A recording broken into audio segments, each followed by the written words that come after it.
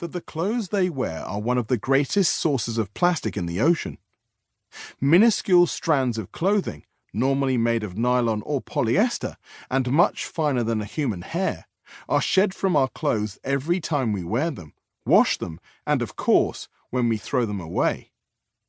The rise of fast fashion means that as a cheap and easy-to-use material, polyester makes up around 60% of the clothing material we wear, with an estimated 67 million tons of synthetic fibers being manufactured in 2015, according to UN figures. A report released in 2017 by the International Union for Conservation of Nature estimated that between 15% and 31% of all plastic pollution comes from microplastics.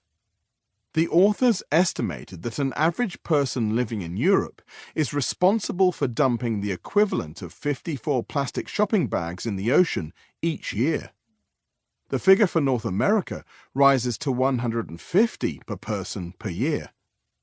The report goes on to explain that, globally, over a third of this plastic enters the ocean as a result of us washing our clothes. At less than a millimeter long, the microfibers are so small they slip through our washing machine drainage systems. A fleece jacket could be responsible for releasing as many as 250,000 microfibers, according to a study undertaken at the University of California, Santa Barbara. I find it galling that as someone who enjoys spending time outdoors, cycling and kayaking in the elements because I love nature, the equipment I use and the clothing I wear can be some of the most polluting. It is not ridiculous to ask how, if these fibers are so small, they are actually harming the ocean. The answer, as is so often the case with this fast-growing problem, is that we have yet to understand the true impact. What we do know is that although invisible to our naked eye, these synthetic fibers may still look like tasty treats to zooplankton such as krill, tiny shrimp-like crustaceans. Animals like these form the base of the food chain in the ocean, being eaten in vast quantities by bigger zooplankton, fish and marine mammals like whales. In this way, microfibers can pass up the food chain, accumulating in huge quantities the further up you get, and eventually could even end up on our dinner plate. In addition to this, in the same way as larger plastics can block up the stomachs of birds and whales, microfibers can prevent other zooplankton like copepods from being able to digest the algae on which they depend. What to do then?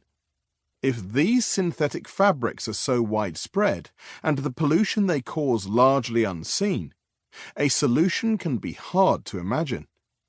Here are a few things that you can do to help stop such large quantities of microfibers entering the ocean. Shopping. Buying fewer clothes. I know the feeling. The weather changes and you want the outfit to match, or a zipper breaks on your jeans, and it's easier to buy a cheap new pair. Clothes can be found so cheaply now that we often forget it is a relatively new phenomenon to be able to head out to the mall and buy them in large quantities on a whim, without necessarily considering the impact on the environment or the people who have made them.